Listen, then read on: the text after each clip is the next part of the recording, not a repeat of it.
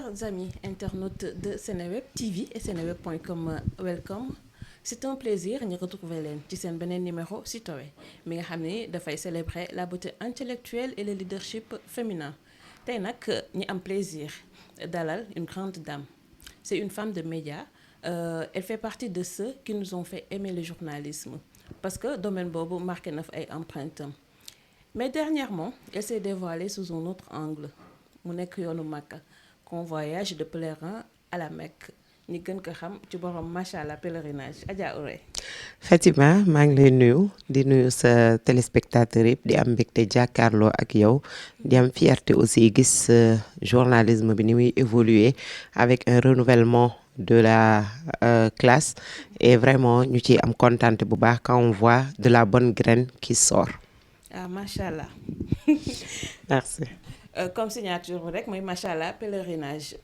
waaw macha allah pèlerinage de léegi alhamdulilah bokk na ci espace public bi te li may faral di wax on a voulu faire du tourisme religieux, de l'entrepreneuriat, tout en respectant nos valeurs religieuses et tout en respectant également li ñu gëm mooy liggéey teg ko ci professionnalisme teg ko ci rigueur ba ku ko gis rek ne macha allah donc je pense que ci yoon woowu lañ nekk alhamdulilah bi ñu gisee nit ñi naan macha allah. Super, c'est une très belle initiative sénégalais yu bëri ràññee la fa mais avant machallah pèlerinage dañ la ràññee woon à travers le petit écran nga nekk journaliste machallah ba mucc ayib dellu si lu tuuti ci nga def sa portrait. waaw ma dressé sama portrait comme que sama rédacteur en chef nee na ma def sama portrait donc damay wax ni Ourey Thiam c'est une Sénégalaise qui a la quarantaine aujourd'hui. Bu choisiroon def journalisme après avoir été à l'université Cheikh Anta Diop de Dakar defoon lettres modernes nekkoon étudiante bu active woon nekkoon ci mouvement syndical bi ñun ñoo nekkoon liste blanche jamono jooju jamonoy 2001 après ma def concours CESTI bi réussir ko def option télévision. Mais avant may def option télévision jaar naa rajo comme RFM Oxygène jaar naa agence de presse aussi agence de presse sénégalaise liggéey naa fa donc après nekk ñëw RTS nekk fa stagiaire CDD ba CDI gravir fa professionnellement échelon yi nga xam ne journaliste mën na ko def donc def naa reporter def naa présentatrice def naa présentatrice d'émission de journal télévisé également donc yoroon naa émission bu tuddoon Sénégal Diaspora di dem à la rencontre des Sénégalais qui vivent hors du Sénégal di parler de leur vécu la crise de 2009 en Europe et de 2008 je l'ai vécu avec eux après ma def émission bu tudd Jàkkaarloo avant Jàkkaarloo j'ai fait Pluriel mooy l'émission des partis politiques sur la RTS parce que man dama bëgg question politique après ma def émission bu tudd Jàkkaarloo donc Jàkkaarloo nag foog naa ci la ma sénégalais yi xamee donc j'ai eu à recevoir vraiment machallah tout ce que le Sénégal comptait de leaders d'hommes et de femmes politiques après Jàkkaarloo bi ñu arrêté ko ma quitté RTS dellu si waat après lancé waat émission bu tudd saytu donc ñu doon saytu vraiment les grandes thématiques di ci dem de fond en comble après loolu mooy dernière émission bi ma def RTS avant may quitter. Est-ce que c'était facile au début? Le journalisme n'est jamais facile. bu dee da nga koy def sérieusement ce ne sera jamais facile parce que rigueur bi journalisme di laaj dafa am solo man damay wax toujours journaliste mooy koo xam ni il n'a presque pas droit à l'erreur parce que yow li ngay wax nit ki day toog ne la dégg naa ko dëgg la ci télé bi laa ko déggee wala ci rajo bi laa ko déggee donc yow xibaar bi ngay jottali da nga ci war a góorgóorlu ba nga xam ni dafay mucc ayib et quand tu parles ta parole fait foi maintenant nag da nga war a góorgóorlu ba nga xam ni yow sa état d'âme du feeñ ci sa liggéey ça c'est très très très important et je le dis je le redis pour man journaliste waruñu xam opinion am personnellement parce que yow sa opinion yow la concerné information bi ngay joxe public bi la concerné yow da nga ñëw di ko wax ni lii moo am lii mooy feeyi nii la demee tel endroit la amee tel jour la am lii moo fa xewoon exactement maintenant yow naka nga ko apprécier boo toogee nag ngay def sa commentaire bu boobaa mën nga ñëw ne je me permets ce commentaire là en dehors de ton papier. Mais maintenant, journaliste en tant que femme, mariée, mère de famille aussi, c'est pas facile parce que tu n'as pas d'heure, tu n'as pas de vie, tu n'as pas de temps pour toi, tu n'as pas de temps à consacrer à ta famille. Lolo aussi benen contrainte là. Maintenant après les maternités vont venir, di nga ñëw di nga nekk congé maternité, di nga ëmb, di nga dem reportage, di nga wasin, di nga métamorphosé ou di nga jël poids, di nga jeex yooyu yëpp sa image la ñuy scruter. Donc yow moomatoo sa bopp, public bi image yooyu yëpp nag boo ko boolee ak war a gérer plan de carrière. Aujourd'hui, moi, je pense que les femmes sont sous-représentées dans les instances de décision, dans les médias et même partout ailleurs. D'ailleurs, je le dis, loolu yëpp dafay nekk beneen pression bu supplémentaire encore te xam nga nag jigéen ñi ay bañkat lañ donc du coup boo nekkee bañkat comme ñun dafay am yu bëri yoo xam ne aussi du yomb. waaw du yomb. Mais loolu tu ne trouves pas injuste parce que jigéen dina jël congé de maternité dina am doom bu mu wax nàmpali et tout ba tax na ñu ni jigéen yenn place du nekk décideur en fait. Waaw man de je l'ai vécu personnellement je l'ai vécu en tant que femme et j'ai vu beaucoup de collègues le vivre da ngay ñëw nekk sa carrière tu commences avec un homme peut-être que moom nu muy mën a avancer parce que il ne prend pas de congé maternité il n'a pas d'obligation mën nañ ne la kaay voyager man mës naa voyager di dem benn mission Istanbul boobu maa ngi nàmpal sama doom donc une semaine avant voyage bi dama doon tirer lait di ko congeler pour que mon fils puisse continuer à téter le lait maternel donc yooyu yëpp encore nga dem nga bàyyi sa doom bu guddee ngay tirer sa meew di ko tuur parce que là tu viens juste de reprendre xam nga yooyu dafa nekk réalité boo xam ni moom nature jigéen ñoo ànd mais man dama naan yooyu aussi terewul benn jigéen liggéey parce que les femmes font beaucoup plus d'efforts que les hommes pour arriver ci station yu góor ñi nekk maintenant nag góor ñi ñoo leen war a comprendre xam ni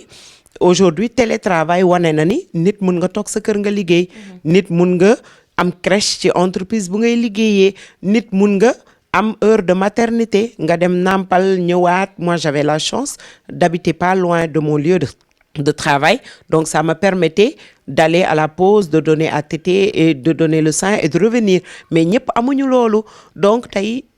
dafa nekk combat boo xam ne jigéen ñi pour man fi ñu war a gën a góorgóorloo mooy on demande des responsabilités mais il faut aussi qu'on fasse avec nos réalités mooy avancement jigéen bu nekk ci carrière ce ne sera jamais la même chose que pour un homme maintenant c'est pas facile aujourd'hui peut-être je suis chef d'entreprise je suis bien placée pour savoir que un homme souvent est plus disponible qu'une femme mais une femme est plus engagée qu'un homme et aujourd'hui femmes yi nekk ci poste de décision yi elles sont beaucoup plus compétentes la plupart du temps que les hommes jigéen ñi ay jàmbaar lañu ay liggéeykat lañu mais am na réalité boo xam ne moo fi nekk moo tax elles doivent se serrer davantage la ceinture pour gën a mën a faire face à cette réalité là mais aussi damay àddina lépp du xaalis il faut qu'on assume aussi notre statut gis nga toog 6 mois bu jaree nga décrocher jël 1 an de disponibilité toog gérer sa doom def li nga war a def noppalu toppatoo sa bopp à la limite ce que tu perds c'est 1 an de salaire mais des fois da koy jar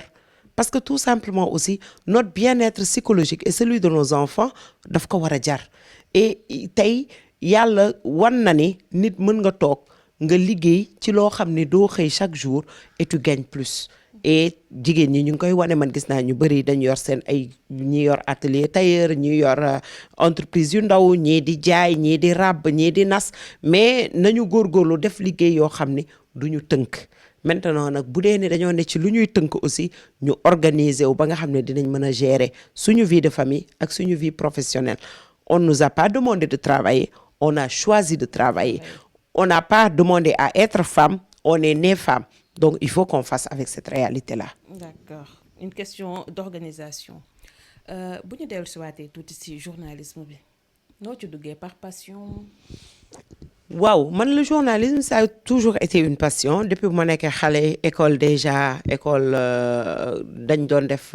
ay journaux à blanc association bi ma nekkoon di AMS aussi dañ doon def ay camps di présenter journal daan bind di lire di kii donc dafa ma mosoon neex et vraiment c'était un rêve moi je voulais être sociologue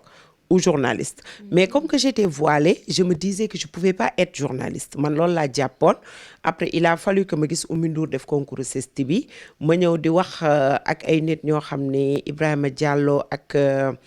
Camara bi nekkoon RFM ñuy waxtaan nii après ñu ne non si le CESTI accueille des femmes voilées Oumy mi ngi foofu ma ne ko effectivement c'est vrai bi ma defee concours bi ma réussir après c'est laa ñëw gëm ni kon je peux le faire et je sais que j'avais des prédispositions pour le faire, mais il y avait cette peur du voile à l'antenne ou dans le journalisme qui faisait que me réticentoon après xawoon ci ragal moo tax il ne faut pas avoir peur d'aller vers vos rêves. Il ne faut pas avoir peur ba yàq seen carrière parce que vous pensez non il faut essayer encore essayer toujours essayer ba nga xam ni sës nga door a xam ne lii la yàlla dogal donc quand j'ai fait le CESTI ma ñëw vraiment aw ma ci woon benn problème je me suis adaptée j'ai été je pense une bonne étudiante et tout après ñu génn war a def télévision man ma choisir option télévision parce que dama ni man damay jël télé bi ne fàng ak sama muuraay toog donc c'était ça l'objectif quoi donc bi ma ñëwee ma def télévision alhamdulillah après quand je suis arrivée à la RTS aussi c'était pas évident au début parce que le débat s'est posé ñu naan est-ce que mun na def antenne est-ce que munul def antenne bon xam nga booy door a ñëw reporter ngay nekk may dem man reportage tranquille man tamit j'ai même pas cherché à regarder la petite lucarne là parce que je me disais que bu jotee dina nekk mais comme que jotagul jarul ma ci sonn ba jour bu ko yàlla tuddee par pur hasard j'étais là au bon endroit au bon moment il y avait personne pour faire un journal commercial man kese maa fa nekkoon ñu ñëw ne ma kaay def ko yàlla dimbale ma def ko mu jàll sama red chef envoyé ma Fatick ma dem def pendant 5 jours benn journal commercial après semaine bi stop ma ñëw nekk chef d'édition sama présentatrice d'alors Khadikan Ndongo amoon empêchement ñëwul bi mu wootee ne ñëwul man maa yoroon papier yi waroon nekk chef d'édition donc xam nga chef d'édition da ngay xam théoriquement lii nekk ci édition bi yëpp donc maa ngi fàttaliku maa ngi soloon benn robe cuub bu mauve noonu robe boobu ba tey dama ko garder en guise de souvenir ma ñëw toog Mamadou Ndiéguène ne ma continuel comme que yaa waroon nekk chef d'édition bi sa présentatrice ñëwul je t'ai suivi la semaine dernière là à Fatick tu as bien assuré donc demal defi journal 13h ma ñëw egsi mesdames et messieurs bonjour bienvenue à cette édition de la mi-journée yàlla suturaal ma mu réussir donc benn affaire laa raté woon mooy droit de regard caméra bi xam nga day am prompteur bi nii après am caméra bi nii donc xamatuma ci woon ban moo ci nekkoon sama boss donc de temps en temps je regardais à droite à gauche mais bi papier bi premier papier bi bu jàllee rek sa réalisateur day dugg si ne la fii mooy sa caméra yow xoolal fii bul xool feneen après nga concentré wu waat nga def et vraiment yàlla def ci sutura après je l'ai fait pendant plusieurs années yàlla vraiment defal ñu ci sutura bu baree bari amuñ ci problème voilà. macha allah kan nga doon xool ci télé bi ba mu neex la nga ni kii j'aimerais bien être à sa place un jour. waaw man nag vraiment après bi ñuy kii xam nga temps yooyu ñun bi ñu gën a nekk xale rajo moo gënoon am donc doon déglu ay rajo ñun bu ñu daan déglu ay Claude Guèye Sonia genre yooyu vraiment c'était un duo qui nous fascinait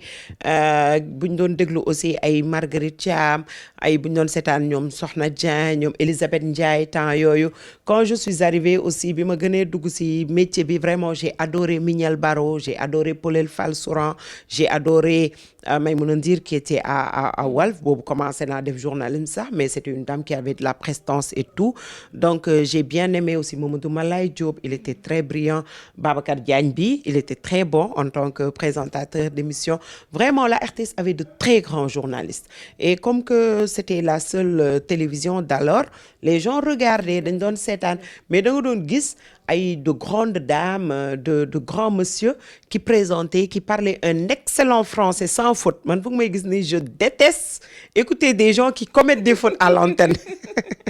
loolu moom c'est tout ce que je ne supporte pas. Pour moi la meilleure improvisation elle est écrite, donc il faut tout écrire. Maintenant bon da nga doon dégg nit ñi di làkk tubaab yu neex xam nga sañse ñëw toog am prestance après da nga leen di fan et vraiment ça nous a marqué. Et après bi ñu duggee aussi man ba tey damay continuer di fan damay seetaan ay nit ñoo xam ne je les adore. J'adore par exemple Chérif Diop de la TFM. J'adore une Sarah Cissé. J'adore Rougia Touba de la RTS. J'adore regarder aujourd'hui une Anne-Marie Gomis. Donc vraiment dafa am ñoo xam ni une Aram Touré j'adore la regarder parce que dafa am journaliste yoo xam ni vraiment boo leen di seetaan da ngay kontaan. Da ngay kontaan am ñoo xam ne boo leen di déglu da ngay kontaan booy déglu ay Babacar Fall booy déglu am na ñoo xam ne boo leen déglu c'est tu les écoutes avec plaisir quoi. C'est des gens qui ont un bon niveau et qui te déroulent. Maintenant Omar Diaw par exemple c'est le meilleur parmi nous. Donc voilà etc. Une Binta Wagué quelqu'un qui fait rêver tout le monde. Donc vraiment am na ñoo xam ne tey boo leen di xool da ngay kontaan. Et pour man télé wala rajo da nga war a teg ñoo xam ne ils font rêver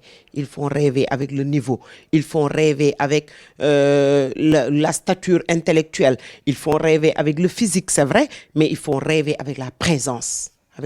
c'est important. kon noo gisee journalisme tey boo comparer les deux. Waaw actuellement je vois que il y a une pluralité de l'offre. Vraiment affaire bi ubbeeku na léegi télé ci poste la. Avec un smartphone on arrive à faire de la télé. C'est bien c'était le rêve de tout journaliste mais damay xaw a ragal tuuti parce que li may ragal mooy il y a un bon niveau d'un certain côté mais il y a un très bas niveau d'un autre côté. Vraiment am na loo xam ne man su ma gisee journaliste bu ñëw préparé woo sa émission waxoo nit ki lan ngeen war a waxtaan yow ci sa bopp amoo fil conducteur tu peux pas rebondir par rapport ak li la sa interlocuteur di wax da nga war a am niveau par rapport ak moom. Il faut préparer ses interventions et puis nit ki buy wax aussi yow bul ko topp. Man damay gis yenn yoo xam ne ay questions yoo xam ne j'ai envie de pleurer vraiment da ngay rus da ngay toog ba si yàgg nga ne attends man li moo nekkoon sama métier non bii du sama boss. Je refuse de m'identifier à certaines choses. Pour man journaliste da nga war a nekk koo xam ne sa personnalité nit da koy sentir bu jàkkaarloowee ak yow li nga koy laaj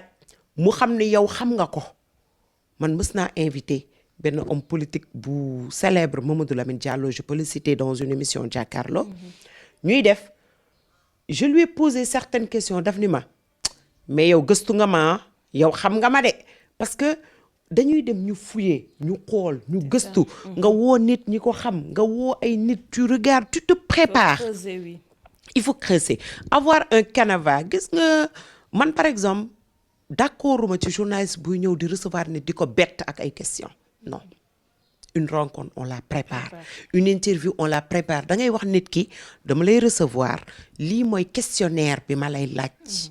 Maintenant nag yow ci questionnaire boobu mën nga rebondir ci li muy wax yow mën nga ko relancer mais bul ñëw rek nga ne damay piéger loolu amul sens. Un invité on ne le casse pas on ne le caresse pas. Une interview c'est pas un ring. Télé du pour defante internet wala média du pour defante mais pour informer la pour jàngale pour que nit ki wax ñi koy seetaan mën ci jàngee ñi koy seetaan mën ci xamee ki ngay seetaan nga mën a ne je la connaissais pas aussi bien maintenant je la connais mieux. Loolu mooy affaire bi wala je comprenais pas aussi bien cette question maintenant je comprends mieux mais pas ñëw di defante wala di bëgg a toroxal nit ki man d'accorduma si loolu mal à l'aise c'est pas bien pour moi c'est pas ça notre